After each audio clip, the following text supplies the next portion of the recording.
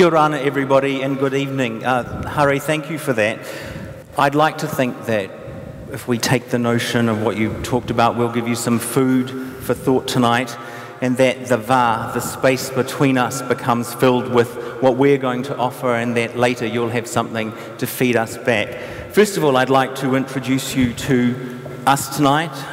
We have here Dr. Carlo Milashaf, poet, academic, columnist, who works like a skilled machete with words, Facebook person, and rising MC of Pacific events. Next to her is Sandra Kailahi. She is a television journalist who is successful in the mainstream and in the Pacific world. She's an author. She's a governance manager on a board of a radio station. She's an author. She's a talented Tongan who walks between two worlds. And finally, we have the Reverend Mua Strickson Pua, Samoan Chinese, man of the cloth, rapper, spiritual leader, and a community conscience. So Sandra, what's your take on that? What we're hearing is that the big population of young people coming through, they're the future taxpayers and earners. Are they the light? The light. The economic light. They're going to be paying our pensions. Well, yeah, they will. They will be. But I also, I don't know how far they're going to go with that, to be honest. Having done lots of stories over the years about our younger generation, that a lot of them are actually quite lost.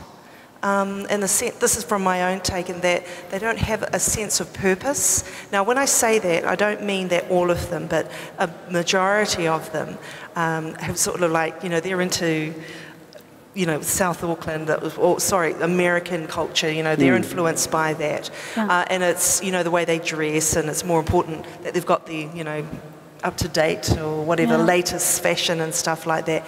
But I don't know if a lot of them have that emphasis on education. Now, maybe in the Tongan community that's different. And She's I can a Tongan, speak, and so am I, from that perspective, because education is very important. And I know that Tongans, and quote me if I'm wrong, or correct me if I'm wrong, Carlo, that more Tongans have PhDs per capita I think in the actually world. it's Israel, but we'll just pretend that it is. Israel and Tonga. But if you look at the young people, it doesn't matter whether they're brown, white or black, they're all trying to ape Lady Gaga. So Pacific children are but no I think different. with Pacific, a lot with the Pacific, I don't know if there's that real drive that I'm seeing. You know, my father came over here, he was a stowaway on a boat. And he was an overstay for a long time, and he became a citizen. But, you know, there was that sense of adventure, that they were risk takers. You know, they came over and I don't know if our younger generation have that anymore. I think they're because it's a different kind of mindset. We're here, we're born here. You know, I don't know if they have that drive to do as well. And 60% of Pacific Islanders are now born in New Zealand. But Mua, you work with young people.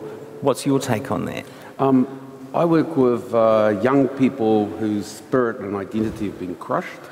I work with young people who see in their worldview that it's a black and white situation. And there's a sense of hopelessness, there's a sense of disconnection, there's a sense of frustration and anger. And so the work that we do is exactly what Carlo's talking about. It's an awareness of intergenerational relationship. It's an awareness of relationships. How do we look after the old ones? How do we prepare to say goodbye to the old ones? How do we do our formal functions, from weddings to blessings of children to the celebration of relationships? How do we make our homes safe again? How do we have that relationship of women and men that are healthy, powerful, and giving? And so when we work with those issues, it's been really interesting. Currently, right now, we're doing a paper that's going to be written for the University of Auckland and Victoria for the Pacific Literature Conference. And our young students, I'm giving them the credit of that they're going to be co-authors, whereas if I did the traditional system, they're supposed to be my subjects. I get to be famous, but they're my subjects, and no way, they're the co-authors, they're working in it, they're writing it. When I convinced them to come on this really weird journey of writing up this paper, they were all looking at me like, sir, we've never passed. We all got excluded from those high schools. And then as we began to work solid the last 4 or 5 weeks, it's been so fascinating to hear these little ones turn around and go, oh, sir, when we write up this paper, I go, yes. They said, can you send it to the head of English department at Avondale College, Mount Roskill Grammar?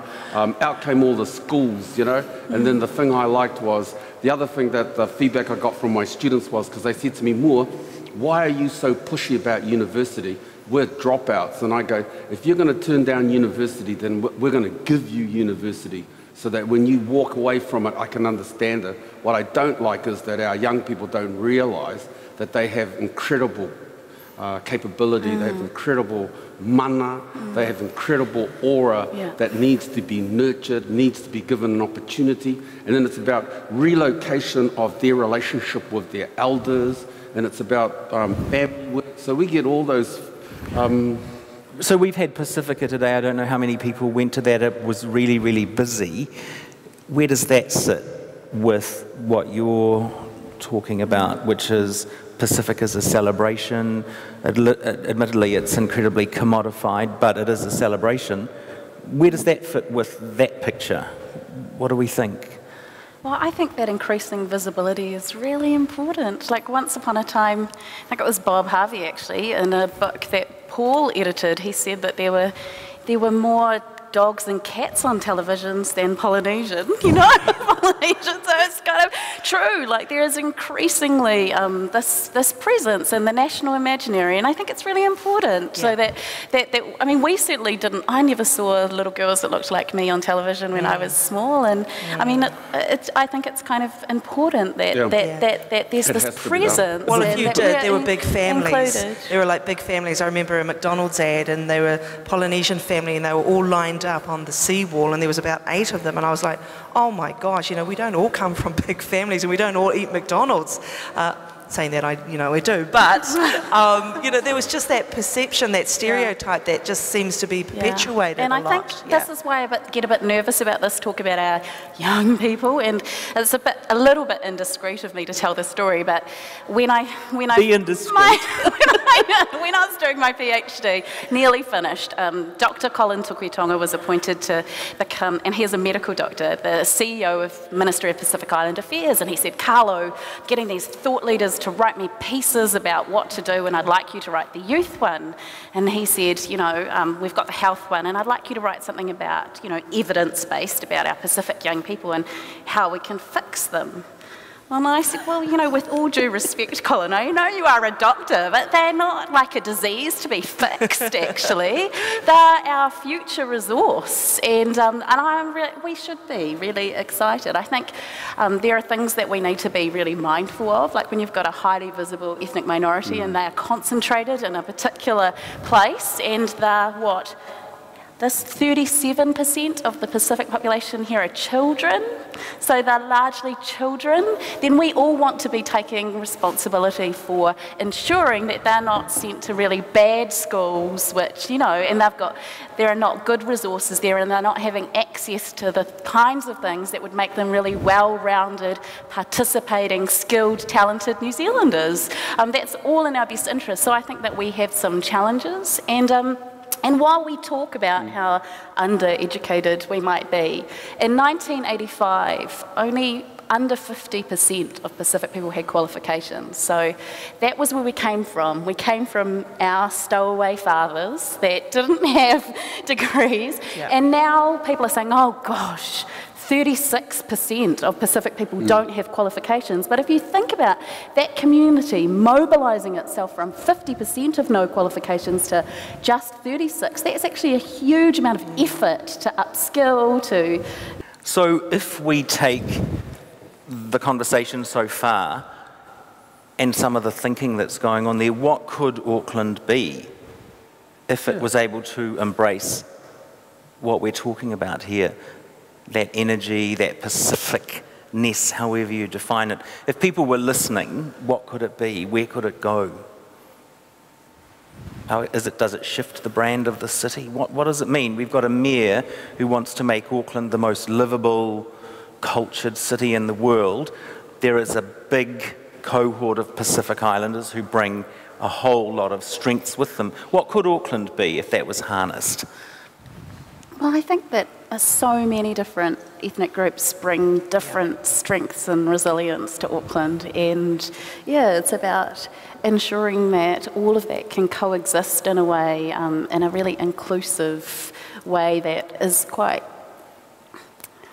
excited about its people as a resource base, you know, rather than thinking, oh God, we've got people these problem communities that we need to fix. I mean, the financial community is a problem community, and it is not mired in Pacific-ness. But we're not framing it the same way, are we? No, Well, I think you can only go forward. That's me, sorry.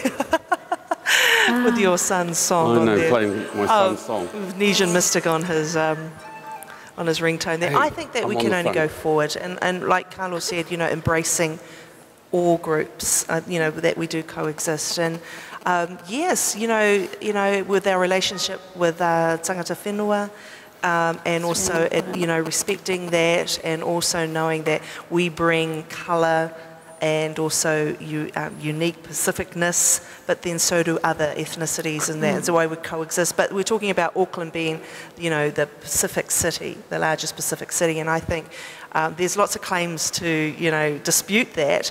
But, you know, when you think about it, Auckland is where it's at with Pacific. We're pan-Pacific, that's what we're talking about. We're talking about our Melanesian brothers and sisters as well, from Fiji, from, you know, Papua New Guinea, and all of that. All together, we bring that Pacificness. So Auckland is a Pacific city. It just needs to make some adjustments with how it thinks about itself. Is that what we're talking about? I think it's a whole series of things of how do we rediscover our identity in that process. How do we see Pākehā Auckland with Pacific Auckland? How do we come together when it's appropriate? And how do we move forward if we want to? Together. And so it's I think it's exciting. Does anyone have a question? Hi, my name is John. I'm from New York City. I was actually working on Wall Street before the financial crisis. So. But my observation was there's something really remarkable happening in the Middle East right now, where the youth have seen, you know, this President Barack Hussein Obama come and speak to them, and then they've used the powers of the new social networking technologies to see one another. And I wonder if you can imagine that same kind of phenomenon could take hold here in Auckland, which I was astounded to discover New Zealand is the most internet-connected English-speaking country in the world. I just want to speak to the internet in one way. I'm a journalist, and in 1999 I interviewed Taholo Kami, and he had set up the Carver Bowl, and nobody was going there, but its latest iteration is Facebook. I think our people, if I use the term loosely, were there in the same way that we've been going around the Pacific without compasses. And I think we're embracing it, and it's all there already. It's massive. I'm obviously a complete Facebook addict, like, and constantly. Yes, that's why I was keeping quiet. I know. I'm just confessing before I get outed, but yeah, there definitely is, and that's one of the really exciting things is when you don't see interesting stories or interesting pieces of art or interesting events happening on mainstream television. We're just completely creating it ourselves through this massive network whereby people are posting that there's this happening and there's that happening, and we're commenting on articles that we've pulled out from The Guardian or from here or there because here the mainstream media is just so not interesting. And so we're creating our whole other reality or imaginary, and it's it's transnational. You've got Tongans from Utah, and you know, your friends. Everyone's friends now. We spread, we connect, and we converse with one another, and it's just fantastic. It's And I so think also, aligned. too, you raise a really good point. If I wasn't working with young people, I wouldn't have known that they have a different worldview with technology that's incredible. They watch, they go to art galleries, but at home in those computer things, you know, their concerts. They're doing live concerts out of their bedrooms, you know, and that just cracks me up.